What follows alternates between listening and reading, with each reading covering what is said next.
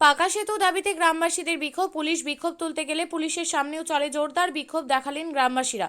মহানন্দায় পাকা সেতু দাবিতে গ্রামবাসীদের জোটবদ্ধ আন্দোলন, ভোট বয়কটের আওয়াজ তুলে গ্রামে তুমুল বিক্ষোভ প্রদর্শন। বিক্ষোভ তুলতে পুলিশ গেলে পুলিশের সামনেও চলে জোরদার বিক্ষোভ দেখালেন গ্রামবাসীরা। মঙ্গলবার ঘটনাটি ঘটেছে পুরাতন মালদা ব্লকের মহিষবাথানি গ্রাম পঞ্চায়েতের বলরামপুর গ্রামে। জানা গেছে, পুরাতন মালদা ব্লকের মহিষবাথানি অঞ্চল এবং রতুয়া 2 নম্বর ব্লকের পীরগঞ্জ অঞ্চলের বুক চিরে বয়ে গেছে মহানন্দা নদী। এই নদীতে গ্রামবাসীরা বছরের পর বছর ধরে অস্থায়ী বাঁশকাঠের সেতু পেরিয়ে যাতায়াত করছেন, যা বর্ষাকালে ভেঙে যায়। ওই সময় গ্রামবাসীদের পারাপারের জন্য একমাত্র নৌকার উপরেই ভরসা করতে হয়, ফলে নদী পারাপার করতে গিয়ে এলাকাবাসীকে চরম দুর্ভোগে পড়তে হয়। এই পরিস্থিতিতে পুরাতন মালদা ব্লকের মহিষবাথানি গ্রাম পঞ্চায়েতের বলরামপুর গ্রামের বাসিন্দারা দীর্ঘ বহু বছর ধরে নদীতে পাকাপোক্ত সেতুর দাবি জানিয়ে আসছেন। দাবি পূরণে মিলেছে প্রশাসনিক আশ্বাসও, কিন্তু ওই পর্যন্তই। এখনও পর্যন্ত পাকা সেতু তৈরির ব্যাপারে কেন উদ্যোগ গ্রহণ করেনি প্রশাসন, যার বিরুদ্ধে মঙ্গলবার ক্ষোভে ফেটে পড়েন বলরামপুর সহ আশেপাশের কয়েকটি গ্রামের বাসিন্দারা। তারা একহলট হয়ে কনরামপুর গ্রামে তুমুল বিক্ষোভ দেখান এবং অবিলম্বে পাকা সেতু তৈরির উদ্যোগ গ্রহণ না করলে আগামী দিনে আরও বৃহত্তর আন্দোলনে নামার হুঁশিয়ারিও দেন বিক্ষোভকারীরা। অনেক দিন হলো করছে, হচ্ছে না। এই যে বন্যার টাইমটাতে যেহেতু ঝুঁকি নিয়ে পার হতে, ছোটো বাচ্চা কাচ্চা,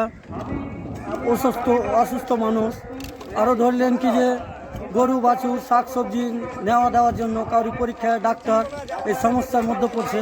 ধরলেন জলটা উঁচু হাই হয়ে যাচ্ছে যখন, তখন মানুষের মধ্যে অনেক ঝুঁকি নিয়ে পার হতে হচ্ছে, প্রচণ্ড অসুবিধা।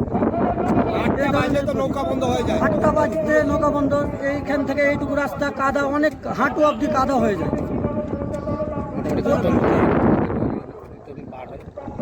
নদীতে।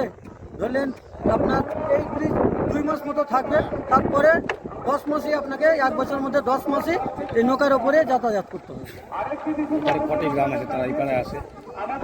এই এখানে আছে আপনার আলীনগর, রেখাদিঘি, বলরামপুর, চন্দ্রাইল, কাজিয়াট্টা, মানে আপনার নেকড়ামারি, অনেক দূর থেকে আছে। আপনার ধরলেন প্রায় আপনার ধরলেন কিনা 4-5টা ব্লকের 4-5টা লোকের পার হয় নদী। মূল দাবিটা হচ্ছে পীরগঞ্জ ঘাটে ব্রিজ নির্মাণ। সে দাবিটা আমার কাকু জিশান সমস্ত রকম বর্ণনা করে বলেছেন। আমি ওই জায়গায় যাচ্ছি না। আমরা সকাল 8টা থেকে প্রায় 4টা বাজতে চলবে বা 4টা পেরিয়ে গেছে, এখনও পর্যন্ত জেলা পরিষদের যারা কর্তা ব্যক্তি বা সর্বাধীনা প্রশাসনিক আধিকারিক ডিএম সাহেব, যার অপেক্ষায় আমরা অবস্থান বিক্ষোভ করছি, তার কোনো মানে এখানে আসার বা তার প্রতিনিধি আসার কোনো রকম আমরা উত্তাপ দেখতে পাচ্ছি না। আমরা এখানকার সমস্ত জনসাধারণ, যত জনসাধারণ এখানে দেখছেন, এর থেকেও প্রায় কয়েক হাজার গুণ জনসাধারণ বাড়িতে এদিক থেকে আসতে শুরু করেছে। ইতিমধ্যে আমরা আরও কয়েক ঘন্টা অপেক্ষা করব।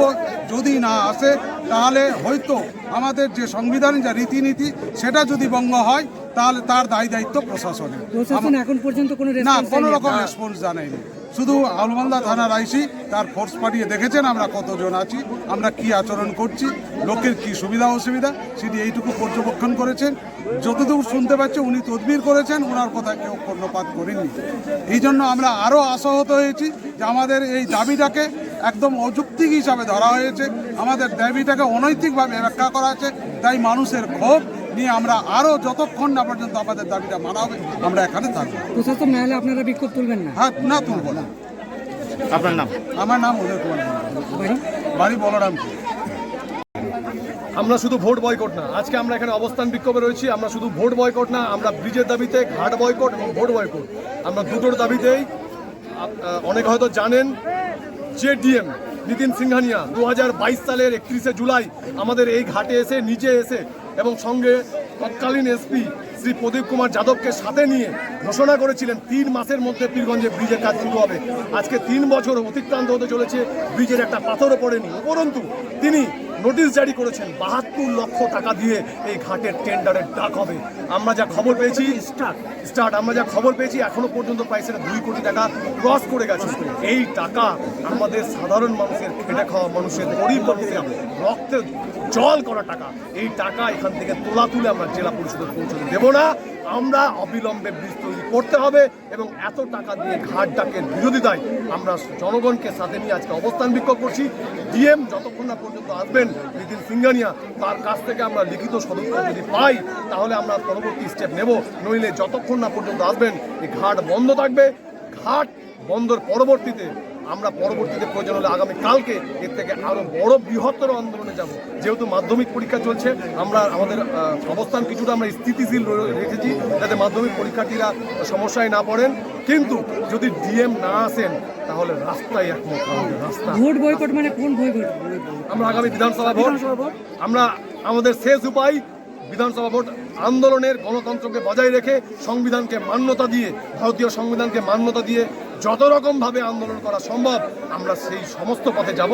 আমাদের একটাই দাবি, আমাদের একটাই লক্ষ্য, আমাদের একটাই উদ্দেশ্য, অবিলম্বে ব্রিজ তৈরি করতে হবে। আর যতদিন না ব্রিজ তৈরি হচ্ছে এই ঘাটের যে তোলাবাজি, জেলা পরিষদের এই কোটি কোটি টাকায় ঘাট বিক্রি, এটা আমরা কোনো মতেই মেনে নিচ্ছি না। ঘাট ইন্সপেকশন যে প্রতিশ্রুতি নেই, 3 মাসের মধ্যে প্রতিশ্রুতি দিয়েছিলেন, শুধু ঘাট ইন্সপেকশনই নয়, তৎকালীন ডিএম যিনি বর্তমানেও রয়েছেন নিতিন সিংহানিয়া এবং তৎকালীন এসপি শ্রী প্রদীপ কুমার যাদব 4টি ব্লকের বিডিও, জয়েন্ট বিডিও এবং 4টি থানার ওসি আইসি থেকে এসে এখানে এসে প্রতিশ্রুতি দিয়েছিলেন তৎকালীন 2জন বিধায়ক। আপনারা নিশ্চিতভাবে আপনাদের মনে থাকতে পারে 2022 সালের 31শে জুলাই তারপরে কোনো কাজ হয়নি। এই মিথ্যা প্রতিশ্রুতির, এই ধোঁকাবাজির, এই ভাওতাবাজির বিরুদ্ধে আজকে আমরা এলাকার সর্বস্তরের মানুষ এখানে সংগঠিত হয়েছি। আপনার নাম? আমার নাম জিশান আহমেদ, আমার বাড়ি আলীনগর, আমি বৈরগাছিয়া গ্রাম পঞ্চায়েতের সদস্য এবং পীরগঞ্জ ব্যবসায়ী সমিতির সম্পাদক। শিক্ষাই জাতির মেরুদণ্ড। ছোট ছোট শিশুদের প্রাথমিক শিক্ষা পরিপূর্ণ না হলে আগামীতে সেই শিশুরা সঠিক পথে চলতে গিয়ে হোঁচট খায়। শিশুদের এই শিক্ষার প্রয়োজনীয়তাকে সামনে রেখেই গত 1 বছর ধরে পরিষেবা দিয়ে চলেছে জিনিয়াস এডুকেয়ার একাডেমি। শিশুদের অত্যাধুনিক শিক্ষায় শিক্ষিত করে তোলার একমাত্র বিশ্বস্ত প্রতিষ্ঠান এই একাডেমি। এখানে অভিজ্ঞ শিক্ষক শিক্ষিকা দ্বারা যত্ন সহকারে মাতৃভাষা বাংলা মাধ্যমে পড়ুয়াদের শিক্ষা দেওয়া হয়। একেবারে খেলার ছলে বিনোদনমূলকভাবে বাচ্চাদের এখানে পাঠ দেওয়া হয়। পড়াশোনার পাশাপাশি বাচ্চাদের বিনোদনের ব্যবস্থাও রয়েছে এখানে। তাই আপনার বাচ্চাকে ছোট থেকে অভিনব শিক্ষায় শিক্ষিত করে মানুষের মতো মানুষ করে তুলতে হলে এই শিক্ষা প্রতিষ্ঠানের উপরে ভরসা করতেই হবে। আমাদের ঠিকানা জিনিয়াস এডুকেয়ার একাডেমি, স্থান ঘুঘুডাঙ্গা মোড়, পোস্ট ভূপালপুর, রায়গঞ্জ, উত্তর দিনাজপুর। মোবাইল নম্বর 9563630109 অথবা 7029042308।